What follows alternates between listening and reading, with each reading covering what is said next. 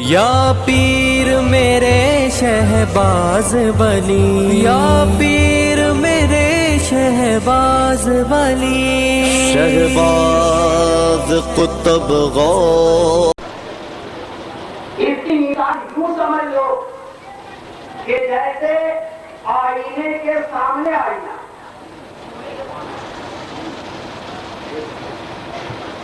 تو یہ ہمارا عقیدہ ہے۔ دوران خطابت زبان سے بات نکل گئی کہ ایک نور خدا ہے اور ایک نور مصطفیٰ ہے، یہ ایسی بات نہیں ہے۔ اللہ تعالیٰ نے اپنے ہی نور سے حضور صلی اللہ علیہ وسلم کے نور کو ظہور ظہور ہونا اور بات ہے، اور تو نور ہونا اور بات۔ ظہور کا مقام یہ ہے کہ خدا خدا ہے، مصطفیٰ مصطفیٰ ہے، مگر وہ مظہر ذات و صفات خدا ہے۔ خدا کی ذات و صفات کا عکس ہے، تجلی ہے، جلوہ ہے۔ اور دوسرا عقیدہ ہمارا یہ ہے جو قرآن فرماتا ہے وَإِذْ أَخَذَ اللَّهُ مِيثَاقَ النَّبِيِّينَ لَمَا آتَيْتُكُم مِّن كِتَابٍ وَحِكْمَةٍ ثُمَّ جَاءَكُمْ رَسُولٌ مُصَدِّقًا لِّمَا مَعَكُمْ وَلَتُؤْمِنُنَّ بِهِ وَلَتَنصُرُنَّهُ۔ اللہ تعالیٰ نے روز عرب تمام انبیاء کی روح سے یہ وعدہ لیا کہ جب میرا محبوب تمہارے درمیان جائے گا تو کیا تم اس کی مدد کرو گے، کیا تم اس کی مدد میں معاونت کرو گے؟ تو تمام انبیاء کرام کی روح نے قالوا بلا، سب نے کہا ہاں، اقررنا، ہم اقرار کرتے، وَأَخَذْتُمْ عَلَىٰ ذَٰلِكُمْ إِصْرِي، اور اس پر ہم بھاری ذمہ لیتے۔ تو اللہ تبارک و تعالیٰ کے کسی نبی سے، کسی رسول سے یہ ہو ہی نہیں سکتا کہ وہ حضور صلی اللہ علیہ وسلم کی نبوت کو نہ مانے، رسالت کو نہ مانے۔ رسول و نبی بنائے ہی اس کے لیے گئے کہ محمد رسول اللہ کے رسالت و نبوت کی تصدیق کرے۔ اسی لیے نبی کا وجود ہوا، اسی لیے رسول کا وجود ہوا۔ اس تصدیق کریں اور دوسروں سے کرائیں۔ آخرت کے خود اگر انبیاء اور رسول خود ہی تصدیق نہ کریں، ان کے دل میں خود ہی سے بات ہو، تو پھر ان کے ماننے والے کیا تصدیق کریں گے؟ تو یہ ہمارا اصل عقیدہ ہے۔ ایسا نہیں کہ آدم مانے نہ مانے، ارے وہ تو ماننے کے لیے پیدا کیے ہی گئے، اگر نہ مانتے تو آدم ہوتے کیوں؟ نوح مانے یا نہ مانے، اگر نہیں مانتے تو انہیں نوح بنایا کیوں جاتا؟ شیش مانے یا نہ مانے، اگر نہ مانتے تو شیش بنایا کیوں جاتا؟ تمام انبیاء اور رسول پر ہمارا یہ ایمان ہے کہ وہ بارگاہ محمد رسول اللہ، ان کی نبوت، ان کی رسالت، ان کی عظمت کے ماننے والے اور دنیا سے منوانے والے۔ ایسا سب قبیل ثانی میں ہوتا ہے۔ آئیے ہم اور آپ جو کچھ سنا ہے اس سے رجوع بھی کر لیں، اپنے سننے کی بنیاد سے ایک بار بابا سے بلند توبہ بھی کر لیں اور پڑھے کلمہ لا الہ الا اللہ محمد رسول اللہ صلی اللہ علیہ وسلم۔ اب یہ ہمارے شعراء کرام جن کا ایک پورا قافلہ چلا، ابھی آپ کو وہی تو سننا۔ میں صرف یعنی ذمہ دار ایک کی حیثیت سے جو ہماری ذمہ داری بنتی تھی اس کو میں نے پورا کر دیا۔ اب جہاں تک تفسیر کا سوال ہے، آپ کو یاد ہوگا 10 منٹ میں نے اگلے سال آپ کا بڑا قیمتی وقت دیا تھا، کوشش کروں گا 15 منٹ اس بار دوں، اس سے زیادہ نہیں ہے نا۔ اعوذ باللہ من الشیطان الرجیم، بسم اللہ الرحمن الرحیم، لقد من اللہ علی المؤمنین اذ بعث فیہم رسولا۔ صدق اللہ مولانا العظیم وبلغنا رسولہ النبی الامین الکریم۔ بارگاہ رسالت میں درود پاک کا نذرانہ بار سے بلند پیش کیجیے۔ اللہم صلی علی سیدنا مولانا محمد وعلی آل سیدنا مولانا محمد وبارک وسلم۔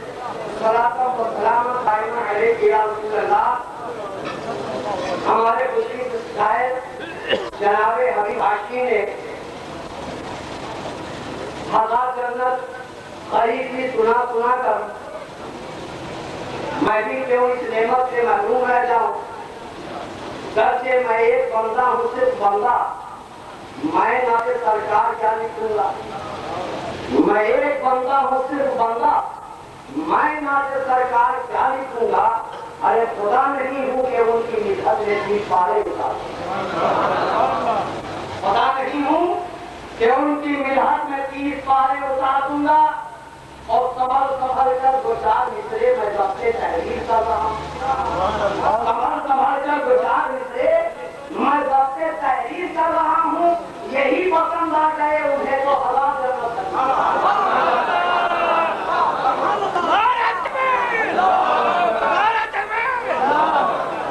یہ ہمارا عقیدہ ہے، اور ابتدائی خطابت یوں کرنا چاہتا ہوں کہ جس میں جو ابتدائی خط میں حد و خود ہو جانا، اشارے ہی سے موجودات کا موجود ہو جانا، عناصر کا شعور زندگی سے برابر ہونا، لپٹ کر آب و خاک و باد و آتش کا بشر ہونا، یہ کیا تھا، کس لیے، کس کے لیے تھا، مدعا کیا تھا، یوں ہی تھا یا کوئی مقصد تھا، آخر ماجرا کیا تھا، یہ کس کے واسطے یوں چاند نے سختی صحیح برسوں، یہ کس کے واسطے یوں چاند نے سختی صحیح برسوں، زمین پر چاندنی برباد و آوارہ پھری برسوں، یہ کس کی جستجو میں مہر عالم صاف پھرتا تھا، اصل کے روز سے بے خواب تھا، بے خواب پھرتا تھا، یہ کس کے واسطے مٹی نے سیکھا گلفشا ہونا، گوارا کر لیا پھولوں نے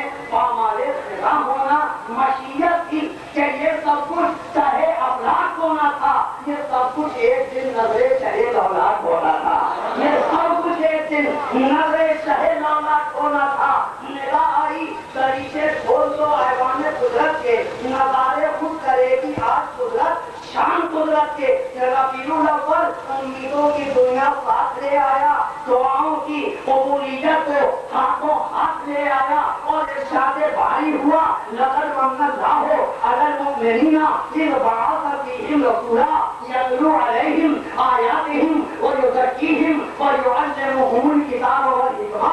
تحقیق اللہ نے احسان فرمایا کہ تم نے اپنے رسول کو بھیجا، ایسا رسول جو حکمت علم و حکمت سکھانے والا، ایسا رسول جو تزکیہ نفس کرنے والا، ایسا رسول جو ظاہر کو پاک کرنے والا، ایسا رسول جو باطن کی تطہیر کرنے والا، ایسا رسول اللہ نے تمہارے درمیان بھیجا، مگر یہ بھیجنے کا سلسلہ آج کا نہیں ہے، انابت آدم بھی بھیجا، تنقید شیش بھی بھیجا، صحاب زکریا بھی بھیجا، ذات داؤد بھی بھیجا، اینات الیاس بھی بھیجا، خلت خلیل بھی بھیجا، حکمت لقمان بھی بھیجا، حکومت سلیمان بھی بھیجا، حب دانیال بھی بھیجا، وقار یوشا بھی بھیجا، ید بیضاء موسیٰ بھی بھیجا، مسیحائی عیسیٰ بھی بھیجا، اتنا جو بھیجا وہ کس کا بھیجا تھا، اور اب جو بھیجا یہ کس کا بھیجا ہے؟ کیا انہیں بھی میں نے بھیجا، انہیں بھی میں نے بھیجا، مگر ان کا بھیجنا اور تھا،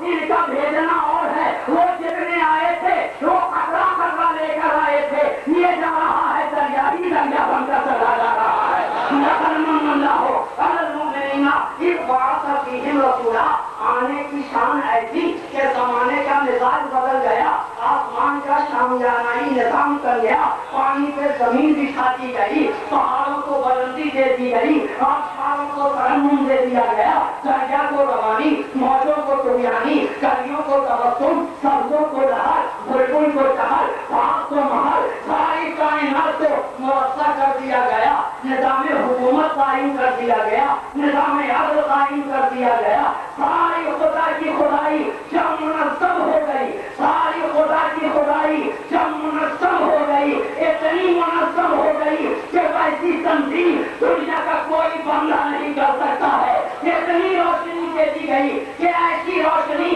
کوئی میلاد کرنے والا نہیں کر سکتا ہے، اتنے سامنے بنا دیے گئے کہ اتنی سماعت کرنے والا دنیا اکٹھا نہیں کر سکتی ہے۔ ہم بلائیں گے، تمہیں بلائیں گے، علاقے کو بلائیں گے، صوبے کو بلائیں گے، ملک کو بلائیں گے، مگر اس نے میلاد مصطفیٰ سننے کے لیے 18,000 عالم پیدا کر دیا، 18,000 عالم پیدا کر دیا، انتظام، اتنے انتظام کے بعد کام کیا ہے؟ کام کیا ہے؟ چاند کی چاندنی کس کے لیے؟ خدمت مصطفیٰ کے لیے. سورج کی روشنی کس کے لیے؟ خدمت مصطفیٰ کے لیے. ہواؤں کی نرمگی کس کے لیے؟ خدمت مصطفیٰ کے لیے. لالا سالوں کی روشنی کس کے لیے؟ خدمت مصطفیٰ کے لیے. رسولوں کا قافلہ کس کے لیے؟ خدمت مصطفیٰ کے لیے. انبیاء کی دکھاوے کس کے لیے؟ خدمت مصطفیٰ کے لیے. فرشتوں کا وجود کس کے لیے؟ خدمت مصطفیٰ کے لیے. کرسیوں کی بھیڑ بھاڑ کس کے لیے؟ خدمت مصطفیٰ کے لیے. جنت کا گلستہ کس کے لیے؟ خدمت مصطفیٰ کے لیے. کوثر کے شربت کس کے لیے؟ خدمت مصطفیٰ کے لیے. میزان عدالت کس کے لیے؟ خدمت مصطفیٰ کے لیے. فرشتوں کی بھیڑ بھاڑ کس کے لیے؟ خدمت مصطفیٰ کے لیے. تو ایک بجلی کر کے مسلمانوں تم نے میلاد مصطفیٰ کیا، کپڑے کا شامیانہ لگایا، چند راگ لگائے، کچھ لوگوں کو بلایا تو دنیا نے چیخنا شروع کیا یہ بدعت ہے، یہ حرام ہے، یہ ناجائز ہے. میں کہتا ہوں ان نوجوانوں کو حرام و بدعت کا فتویٰ دینے والے خدا سے کیوں نہیں پوچھتے ہو کہ اے خدا تم نے جو میلاد مصطفیٰ کے لیے ساری کائنات بنا دی ہے.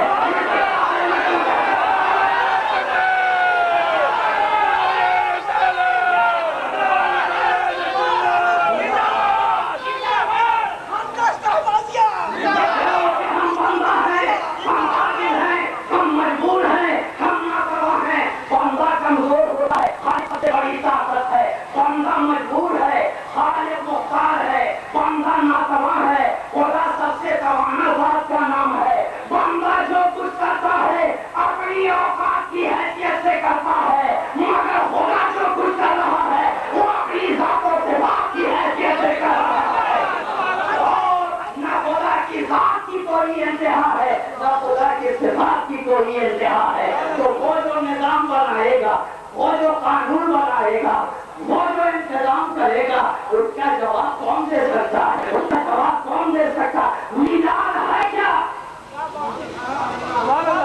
یہ سنی مسلمان میلاد میں کرتے کیا ہیں؟ ذکر رسول، فضائل رسول، سیرت رسول، یہی تو بیان کرتے ہیں. ایک شامیانہ ہوتا ہے، ایک ملاقات ہوتا ہے، ایک مائک ہوتا ہے، سینکڑوں ہزاروں پچاسوں کی تعداد میں سننے والے لوگ ہوتے ہیں.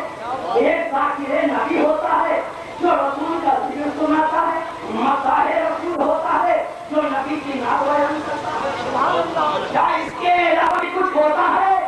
اور اس میں سے کوئی ایک ایسی چیز بتا دو جو حرام ہو. اگر شامیانہ لگانا حرام ہے تو جیسے ایک شامیانہ بجلی چکے لگانا حرام ہے، ویسے اجتماع میں بھی ایک حرام شامیانہ لگانا حرام. اگر شامیانہ لگانا حرام ہے، اگر مائک لگانا حرام ہے، تو یہاں قریب سنی مسلمانوں نے ایک مائک لگایا ہے، تم پورے شہر کا مائک خرچ لیتے ہو. اگر ایک مائک حرام ہے تو 100 مائک بھی حرام. اگر زمین پہ بیٹھنا حرام ہے تو یہ جتنے لوگ بیٹھے ہیں 100 کی تعداد میں ہوں گے، 500 کی تعداد میں ہوں گے. 500 کا بیٹھنا اگر حرام ہے تو تمہارے یہاں بھی 5 لاکھ کا بیٹھنا اور کھڑے رہنا حرام. اور اگر کرسی پہ بیٹھنا حرام ہے تو کرسی پہ تمہارا بھی بیٹھنا حرام. ارے یہ تو خوش قسمت لوگ ہیں، ہمیں کھڑا کیا ہے چوکی پر اور یہ بیٹھے زمین پر. یہ زمیندار بن گئے ہیں، ہمیں چوکیدار بنا دیا ہے.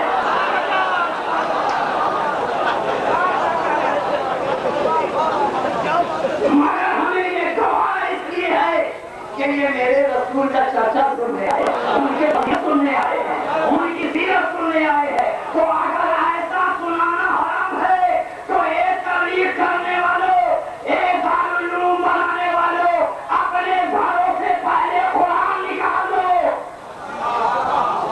اس لیے کہ قرآن میں ہے کیا؟ وہی سیرت مصطفیٰ، وہی سورت مصطفیٰ، وہی عظمت مصطفیٰ، وہی رفعت مصطفیٰ، وہی فضیلت مصطفیٰ.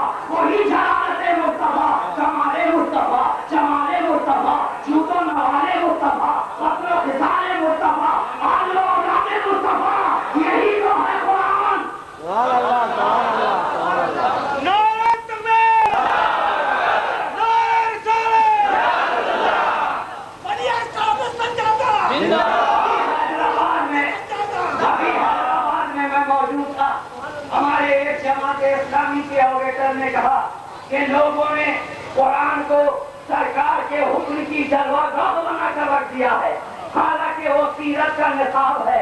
ہم نے کہا لوگوں کو بنانے کا حق اس وقت ہوتا جبکہ قرآن مخلوق ہوتا، لیکن قرآن مخلوق نہیں، کلام خالق ہے، اور قرآن کو بندے نے نہیں بنایا ہے بلکہ خدا نے بھیجا ہے۔ تو یہ سوال ہم سے نہ کرو، خدا سے یہ سوال کرو کہ اس نے کس کی جلوہ گاہ بنایا ہے؟ واقعی نبی کے حسن کی جلوہ گاہ ہے۔ چہرے کو دیکھا تو کہا وطوہا، آنکھوں کو دیکھا تو کہا ما زاغ البصر وما طغیٰ، زلف شابوں کو دیکھا تو واللیل اذا سجا، شب کرم کو دیکھا ما رمیت اذ رمیت ولکن اللہ رمی، قدم ناز کو دیکھا لا اقسم بہذا البلد، شہر مقدس کو دیکھا وانت حل بہذا البلد، ان کی پرواز دیکھی والنجم اذا ہوا، ان کا سفر دیکھا سبحان الذی اسریٰ، ان کی بلندی دیکھی مقام دنا فضل اللہ، ان کی نزدیکی قاب قوسین او ادنیٰ، ان کی بولی فاوحیٰ الی عبدہ ما اوحیٰ، ان کی طاقت یا ایھا المدثر، ان کا حرمت ماننا یا ایھا المزمل، ان کا کھڑا ہو جانا طٰہٰ، ان کا مسکرا دینا یاسین، ان کی طبیعت انک لعلی خلق عظیم، ان کی سیرت لقد کان لکم فی رسول اللہ اسوۃ حسنہ،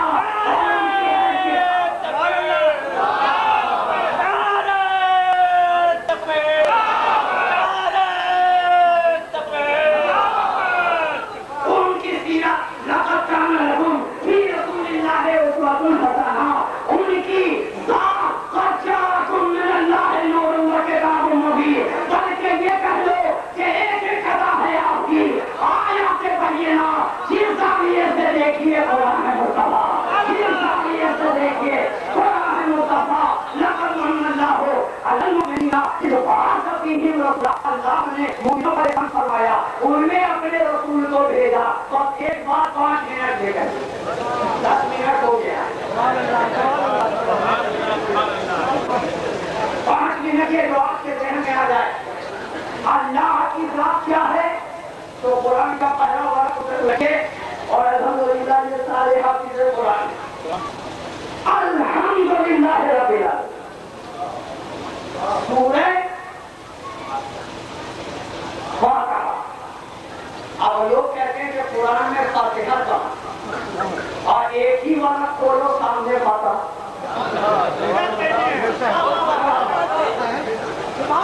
جو قرآن والے فاتحے کو نہ مان سکے وہ دسترخوان والے فاتحہ کو کیا مانیں گے؟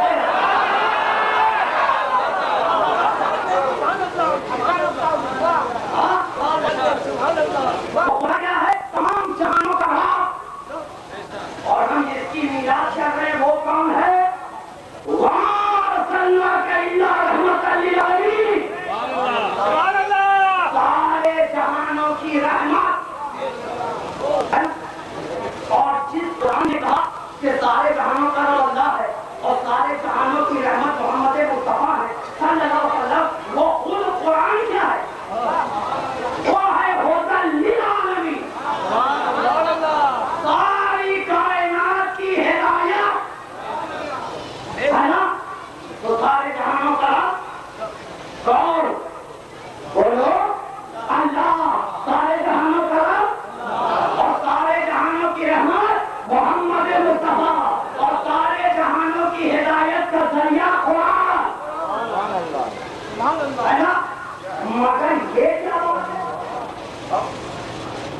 قرآن جب احسان جتاتا ہے تو یہ نہیں کہتا کہ لقد من اللہ علی العالمین اذ بعث فیہم، میں نے تمام جہانوں پہ احسان کیا کہ انہوں نے اپنے رسول کو بھیجا۔ کہتا مومنوں پر احسان کیا، مومنوں پر احسان کیا، یا دور نہ لے جاؤں گا۔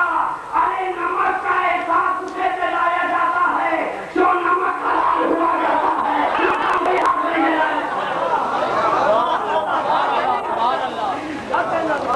مومنوں پر احسان کیا کیونکہ مومنین رسول کے ہیں اور رسول مومنین کے،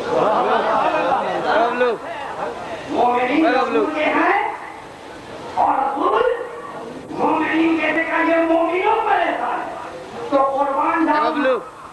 پر احسان کیا وہ طرح طرح سے احسان یاد بھی کر رہا، میلاد مصطفیٰ کر کے یاد کر رہا، شربت پلا کے یاد کر رہا ہے، شیرنی بانٹ کر کے یاد کر رہا ہے، آسن لگا کے یاد کر رہا ہے، یا رسول پڑھ کے یاد کر رہا ہے، صلاۃ و سلام پڑھ کے یاد کر رہا ہے، نبی کی بارگاہ میں نظر پیش کر کے یاد کر رہا، اور جن پر احسان ہی نہیں وہ کاہے کو یاد کرے؟ جو احسان مانتا ہی نہیں وہ یاد کاہے کو کرے گا؟ میلاد بند، نیاز بند، جاہی بند، شفاعت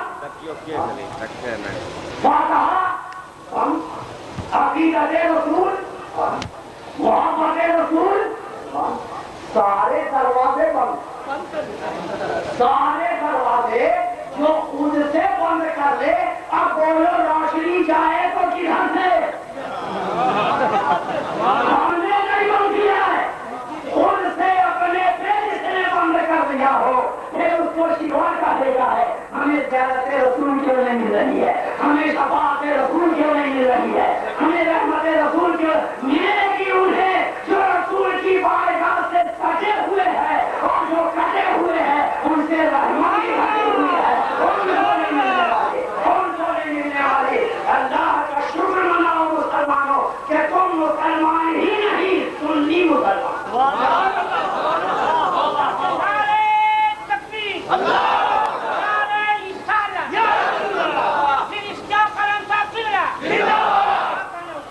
تو ہم سنی مسلمان ہیں اور یہ صدقہ کس کا ہے؟ یہ سونے والوں کا۔ ہم اپنے افسانے شریف میں تھے تو ہمارے مولانا فرحت زبیری صاحب قاری صاحب بڑے منجے گھسے آتی ہیں، تو انہوں نے کہا جاگنے والوں سے لو سونے والوں سے لائے، میں نے ان کا فلسفہ آ کے الٹ دیا، اس لیے کہ حضور والا اس قوم نے اب تک جو کچھ پایا ہے ان مزاروں میں سونے والوں سے پایا ہے، ان کرسی پہ بیٹھنے والوں سے۔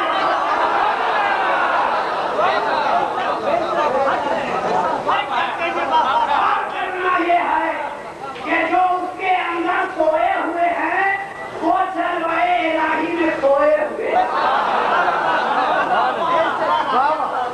وہ ایسی نیند نہیں سوئے جسے قرآن نے موت کہا ہے، وہ ایسی نیند سوئے ہیں قرآن نے جسے چکنا کہا۔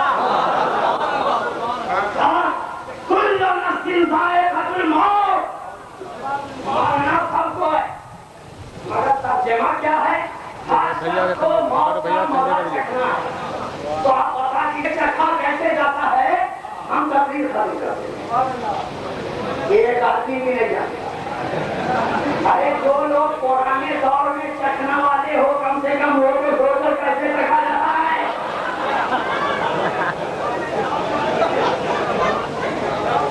ہے نا؟ گھر جاؤ گے تو اپنی اماں جان سے پوچھ لینا، اگر وہ گھر میں نہ ہو اور بیوی کی حکومت ہو تو اس سے پوچھ لینا، اللہ نے اگر کوئی ہمشیرہ دی ہو اس سے پوچھ لینا۔ چکھا کیسے جاتا ہے؟ چکھنے کا اتنا یہ پورے ہانڈی میں چمچ چلاتے ہیں، ایک دو قطرہ شوربا اور اس کو زبان باہر کرتے ہیں اور چپا دیتے ہیں۔ چکھا دو قطرہ 5 من دیکھ کے مزے کا پتہ چل گیا نا، چکھا ہے 2 قطرہ 5 من کے دیکھ کا پتہ چل گیا۔ اب اگر کوئی میری بہن چکھنے کے لیے بیٹھے اور کہے بوا کیا کر رہی ہو؟ 36 روٹی اور 38 بوٹی دے کے بوا کیا کر رہی ہو؟ چکھ رہی ہوں۔ تو ہم کہ یا اللہ اس کا چکھنا ایسا ہے تو کھانا کیسا ہوگا؟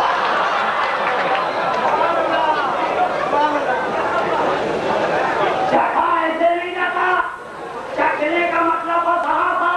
قرآن نے کیا کہا کہ موت کا مزہ چکھنا ہے، موت کا مزہ چکھنا ہے، موت کو کھانا نہیں ہے۔ جبھی تو ہم دیکھتے ہیں جبریل امین آئے ہیں بارگاہ رسالت میں حضور حیات میں ہے، جبریل ہاتھ رکھ رہے ہیں حضور حیات میں ہے، ملک الموت روح نکال کے جا رہے ہیں حضور مسکرا رہے ہیں، تھوڑی دیر کے لیے نیند لی پھر قبر میں صحابہ نے اتارا، صدیق اکبر دیکھ رہے ہیں، مولائے علی دیکھ رہے ہیں، حضور کی زبان ہل رہی ہے، لب مبارک چل رہا ہے، کہا یہ کیسی موت ہے؟ جب لب مبارک سے کان لگایا تو دیکھتے ہیں رب حولی امتی، رب حولی امتی، رب حولی امتی، کہا اے لوگوں ارے کان لگا کے نہ سنو، میرا کلمہ ایمان لگا کر سنو تو پتا چل جائے گا کہ یہاں موت کی کیا مجال ہے کہ ہمارے اوپر قابض ہو جائے، ہم تو موت سے بھی قبضہ رکھتے ہیں، ہے نا؟ تو یہ سب چکھنے والے لوگ ہیں، اس لیے دل کی دھڑکن بھی سنتے، غریب کی پکار بھی سنتے، ارے میاں یہ تو اللہ والے ہیں نا، عام مردے جو ہمارے تمہارے قبرستان میں لیٹے ہوئے، کوئی گارنٹی ہے کہ 300 برس سے گل رہے ہیں کلوری بنا لیں، یہ تو پتا کہ اس میں کتنا چور ہے، کتنا پاکٹ مار ہے، کتنا اتنے دھندے والا ہے، کتنا کالے دھندے والا، کتنا بے ایمان ہے، کتنا گالی کا کچھ پتا ہے؟ کچھ پتا نہیں ہے، مگر اس قبرستان میں بھی جانے کے لیے احتیاط ہے، جاؤ تو جوتا کھول لیا کرو، جاؤ تو جوتا کھول لیا کرو، اور میرے آقا فرماتے ہیں جب تم جوتا پہن کے چلتے ہو مردے کو تکلیف ہوتی ہے، یہ سائنسداں حضرات پروفیسر حضرات اسٹیج پہ بیٹھے ہیں، پوچھئے تو صحیح یہ تکلیف کیسی ہے؟ 50 ہزاروں من مٹی کے نیچے ہے دبا مردہ اور 1000 کا پلاسٹک کا ہوائی چپل کہ اس سے اگر چھوٹے پہ بھی رکھے تو وہ بھی سرسرا کے نکل جائے، مگر یہ ہزاروں من مٹی کے نیچے تو لیتے ہیں، ان کو کیسے تکلیف ہوئی؟ ان کو کیسے تکلیف ہو گئی؟